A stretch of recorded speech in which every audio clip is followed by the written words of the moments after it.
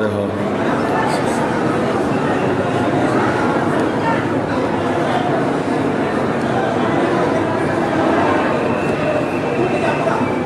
اعوذ باللہ من الشیطان الرجیم، بسم اللہ الرحمن الرحیم۔ الحمدللہ رب العالمین، حسبنا اللہ نعم الوکیل، نعم المولا و نعم النصیر، فطر الخلائق بقدرتہ ونشر الریاح برحمتہ۔ الصلاۃ والسلام علی اشرف الانبیاء والمرسلین وخاتم النبیین، سیدنا و نبینا و طبیب نفوسنا و حبیب قلوبنا ابی القاسم محمد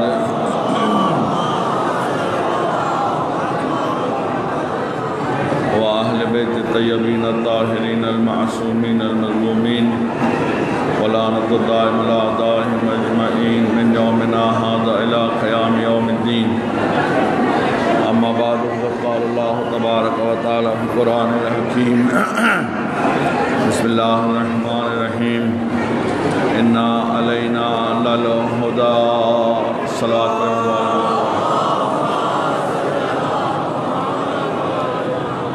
اندر کافی جگہ ہے، آپ لوگ ذرا سا سامنے بڑھ جائیے کیونکہ پیچھے جو ہے بہت سارے لوگ کھڑے ہیں، ذرا سا آگے بڑھ جائیے، بہت کافی جگہ ہے اندر آ جائیے تاکہ پیچھے بھی جو لوگ آ رہے ہیں ان کو بھی بیٹھنے کا موقع دیجیے۔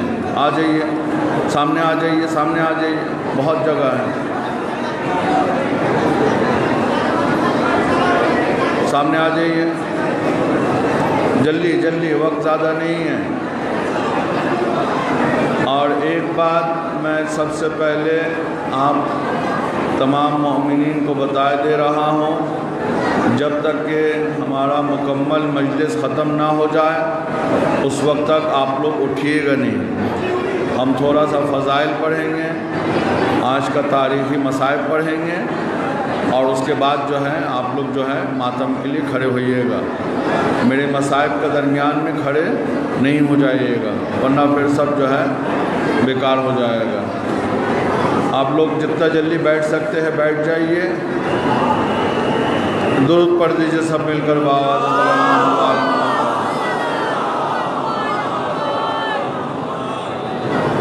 سورہ لیل کی 12واں نمبر آیت کی تلاوت مسلسل ابتدائے محرم سے آج 6 محرم شب 7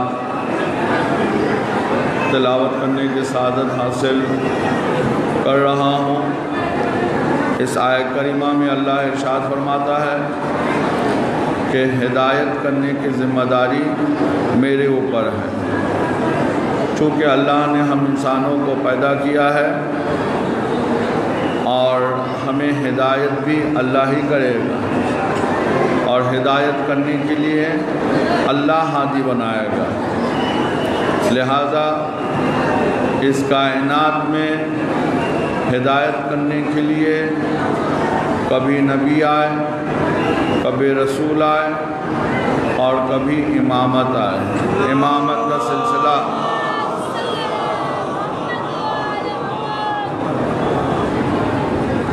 اب یہ ہدایت کا مطلب یہ ہے کہ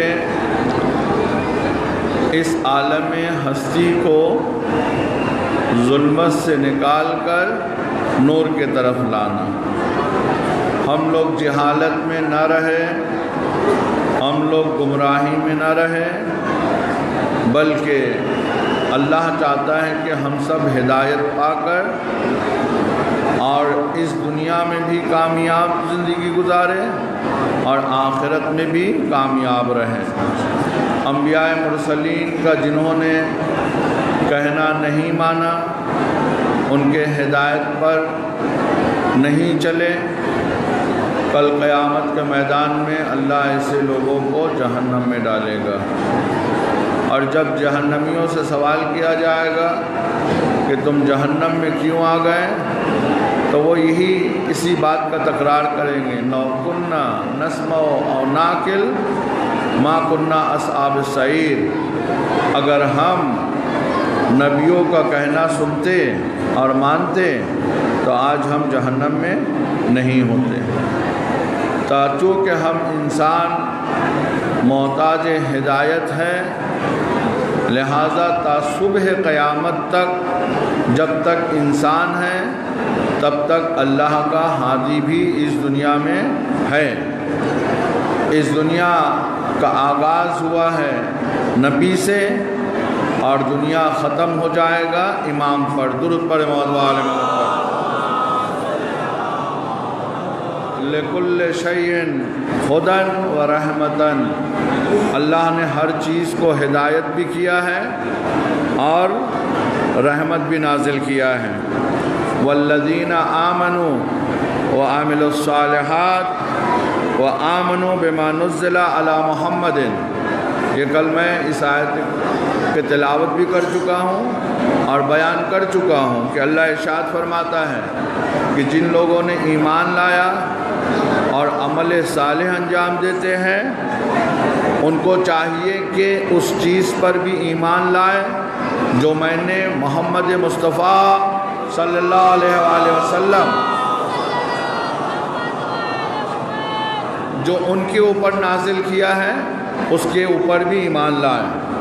اور یہ بتا چکا ہوں کہ کل سب سے پہلے پیغمبر اسلام کے اوپر اللہ نے کیا نازل کیا ہے؟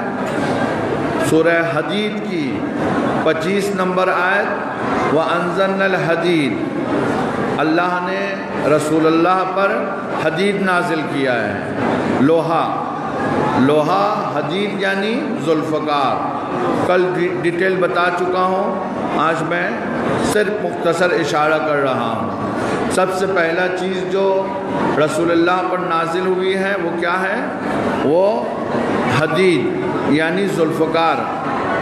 اور جو رسول پر جو نازل کیا ہے اس پر جو ایمان لائے گا، قرآن مجید میں آیت ہے کفر عنہم سیئاتہم، اللہ فرماتا ہے کہ ہم تمہارے گناہوں کو معاف کر دیں گے اور تمہاری زندگی کو بہتر بنا دیں گے۔ کب؟ جب تم میرے محمد پر جو میں نے نازل کیا ہے اس پر ایمان لانا۔ دوسری چیز جو نازل کیا ہے پیغمبر اسلام پر وہ ہے قرآن، اللہ کی کتاب۔ انا انزلنا الیک الکتاب، اللہ فرماتا ہے کہ میں نے رسول پر کیا نازل کیا ہے؟ کتاب یعنی قرآن نازل کیا ہے۔ تو ہمیں اس ذوالفقار پر بھی ایمان لانا پڑے گا، ہمیں اس قرآن پر بھی ایمان لانا پڑے گا، اس لیے کہ پیغمبر اسلام پر جو ہے یہ نازل کیا ہے۔ اور تیسرا چیز جو پیغمبر اسلام کے اوپر نازل ہوا ہے وہ غدیر میں اعلان ولایت علی ابن ابی طالب۔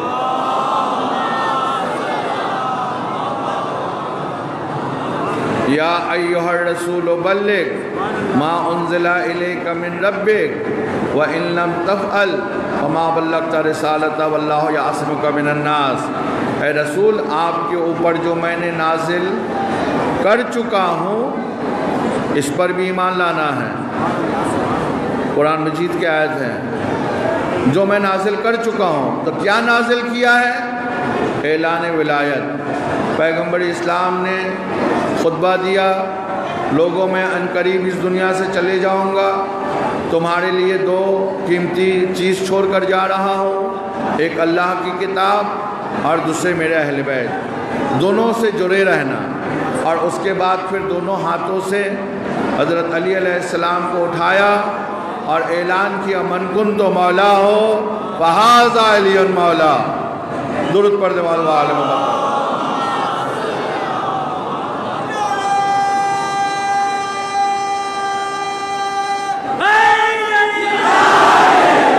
تو یہ تین چیز رسول اللہ پر نازل کیا اللہ نے، ذوالفقار جو مولا علی کو دیا، رسول اللہ پر قرآن نازل ہوئی، رسول اللہ پر اعلان ولایت نازل ہوئی، اور ایک آیت آج پڑھ کے فضائل ختم کر دوں گا۔ سورہ تغابن آیت نمبر 8 ارشاد ہوتا ہے آمنو باللہ و رسولہ، ایمان لاؤ اللہ پر، ایمان لاؤ رسول پر، والنور الذی انزلنا، اور اس نور پر بھی ایمان لاؤ جو رسول پر میں نے نازل کیا ہے، اس نور پر بھی ایمان لاؤ جو رسول پر میں نے نازل کیا ہے۔ اور رسول کے ساتھ ساتھ یہ نور ہے، یہ نور کبھی رسول سے جدا نہیں ہے، بلکہ رسول خود فرماتے ہیں کہ یہ نور مجھ سے الگ نہیں ہے، انا و علی من نور واحد، میں اور علی ایک ہی نور کا دو حصہ ہوں۔ تو رسول نے بھی بتایا اور قرآن نے بھی بتایا، لہٰذا ایمان لانا اس پر بھی تمام مسلمانوں کے لیے واجب ہے، اس لیے کہ قرآن مجید کی آیت ہے۔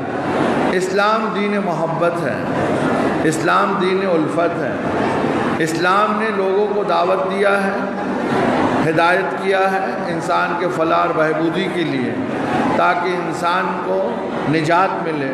اور نجات کے لیے پیغمبر اسلام بتا کر گئے ہیں کہ دیکھو اگر نجات چاہتے ہو تو تمہارے ساتھ قرآن ہونا چاہیے، اور قرآن کے ساتھ ساتھ اہل بیت۔ قرآن کو سمجھنے کے لیے اہل بیت کی ضرورت پڑے گی، اہل بیت کی عظمت کو سمجھنے کے لیے قرآن کی ضرورت پڑے گی، اور قرآن اور اہل بیت دونوں آپس میں جدا نہیں ہوں گے جب تک کہ حوض کوثر میں مجھ سے آ کر دونوں نہ مل لیں گے۔ اور ہم قرآن سے بھی پوچھیں گے، رسول اللہ کہہ رہے ہیں ہم قرآن سے بھی پوچھیں گے کہ قرآن کے ساتھ کیا سلوک کیا ہے، اور ہم اہل بیت سے بھی پوچھیں گے کہ اہل بیت کے ساتھ کیا سلوک کیا ہے۔ اہل بیت کون ہیں؟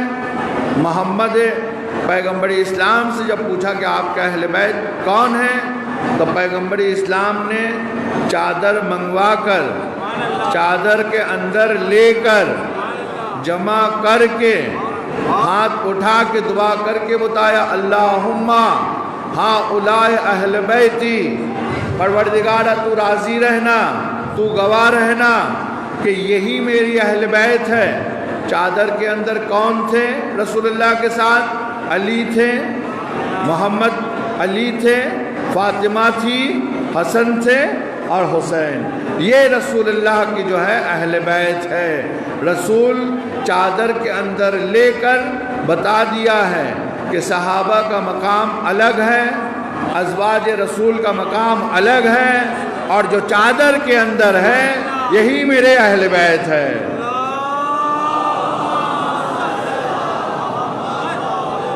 اور اس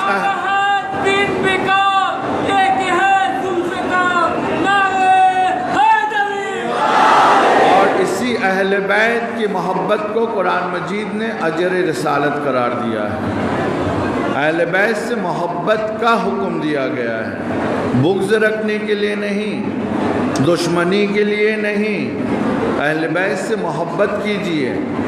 اہل بیت پر جب تک محمد و آل محمد پر جب تک درود نہیں پڑھتے ہیں اس وقت تک جو ہے آپ کی نماز کامل نہیں ہوتی ہے۔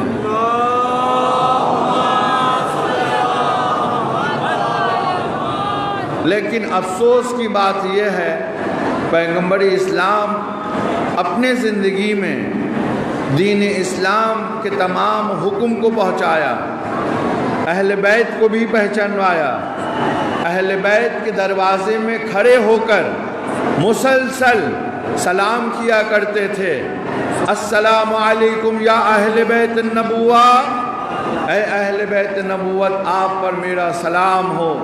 کائنات سلام کرتی ہے محمد مصطفیٰ کو، محمد مصطفیٰ سلام کرتا ہے اہل بیت۔ یہ مسلمانوں کو پیغام دے رہے ہیں کہ دیکھو اس دروازے میں آ کر سلام دیا جاتا ہے، اس دروازے میں احترام سے آنا، سر جھکا کر آنا۔ جب سلمان فارسی جھاڑو دے رہے تھے اس دروازے میں تو کسی نے کہا تھا کہ سلمان فارسی تم تو بہت بزرگ ہو چکے ہو، کافی سن ہو چکا ہے، اپنے بزرگی پر رحم کرو، کہاں جھاڑو دے رہے ہو؟ جناب سلمان فارسی نے کہا کہ میرے بزرگی کو نہ دیکھو، میرے بڑھاپا کو نہ دیکھو، میرے سن کو نہ دیکھو، بلکہ دیکھو کہ کون دروازے میں میں جھاڑو دے رہا ہوں۔ جس دروازے پر آ کر رسول خدا سلام دیا کرتے تھے اس میں میں جھاڑو دے رہا ہوں۔ اہل بیت سے محبت کرو، اہل بیت سے محبت کرو۔ لیکن پیغمبر اسلام کے بعد کتنا جلدی یہ دن بدل گیا ہے۔ جس دروازے میں آ کر پیغمبر اسلام نے سلام کیا تھا اس دروازے کو جلا دیا ہے۔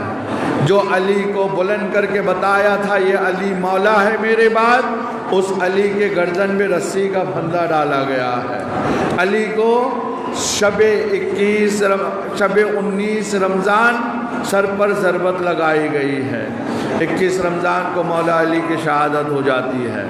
پھر امام حسن جو اہل بیت کا ایک فرد ہے ان کو بھی زہر دے کر شہید کر دیا جاتا ہے۔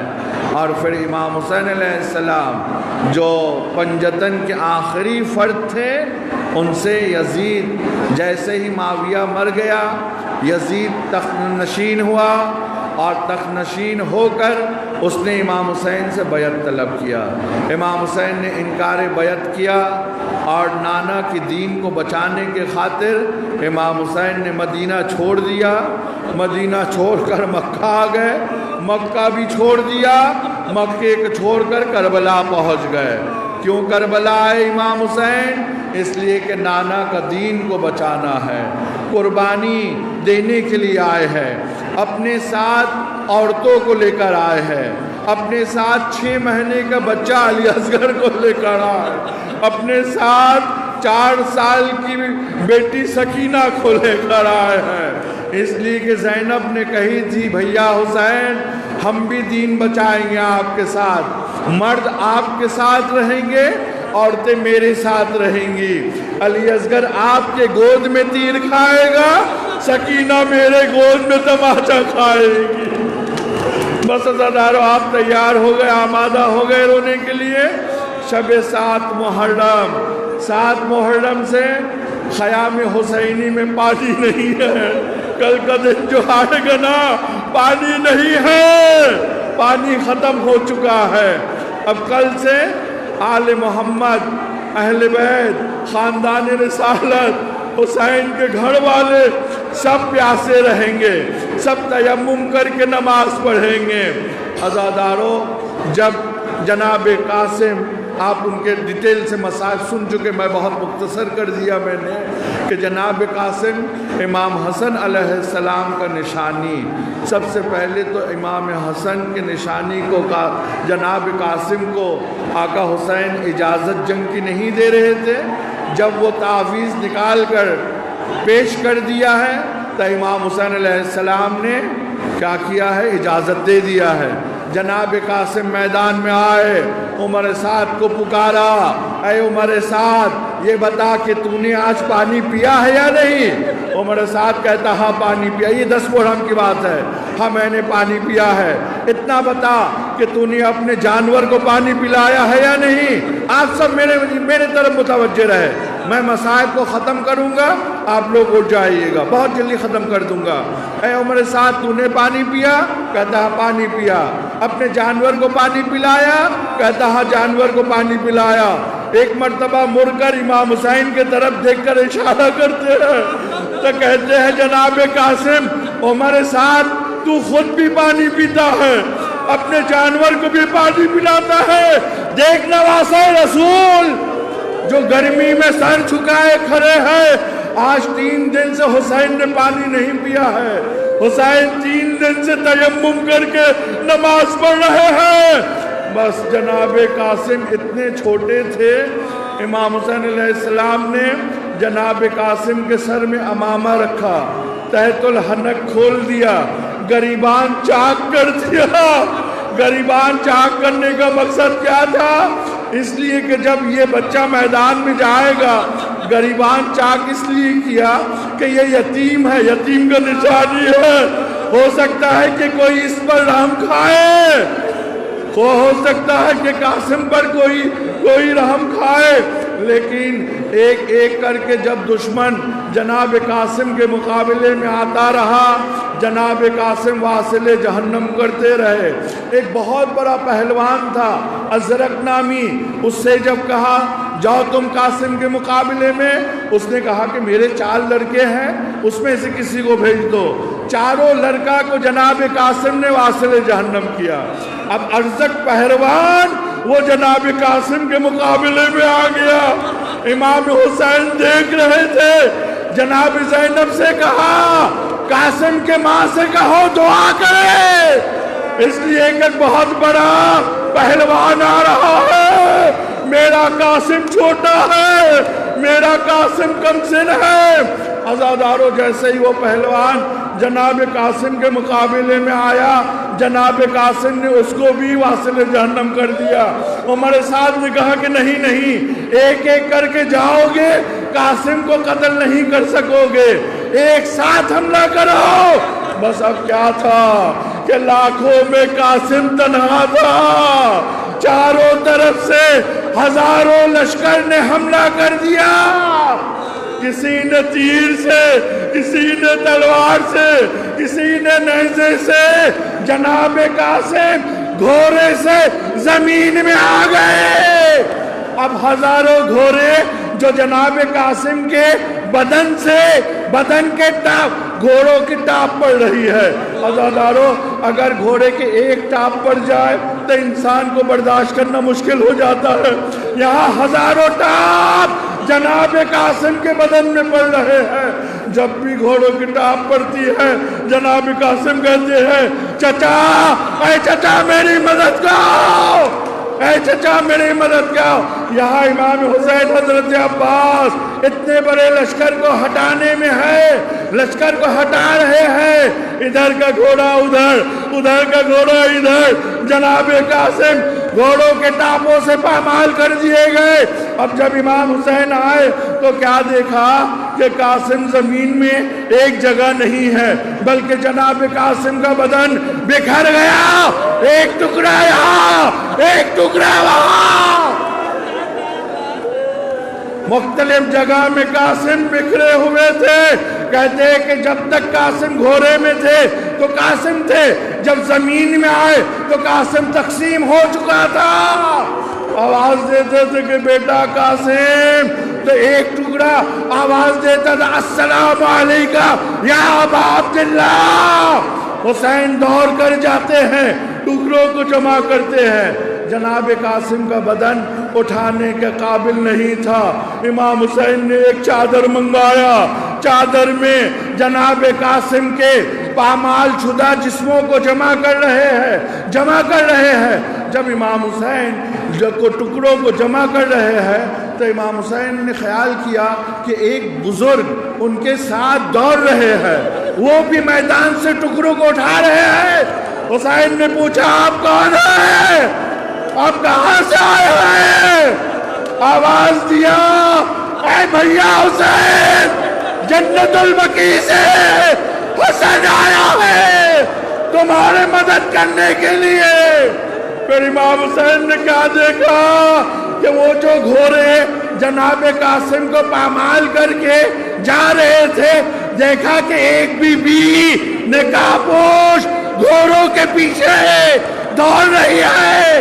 حسین دوڑے، بی بی کو روکا، بی بی آپ کون ہے، گھوڑے کے پیچھے کیوں دوڑ رہی ہے؟ ایک مرتبہ بی بی کہتی ہے بیٹا حسین، میں تیری ماں فاطمہ، ارے جن گھوڑوں کے ٹاپوں میں قاسم کا گھوڑ رہ گیا، فاطمہ گھوڑوں کے ٹاپوں سے جدا کرنے آئی ہے۔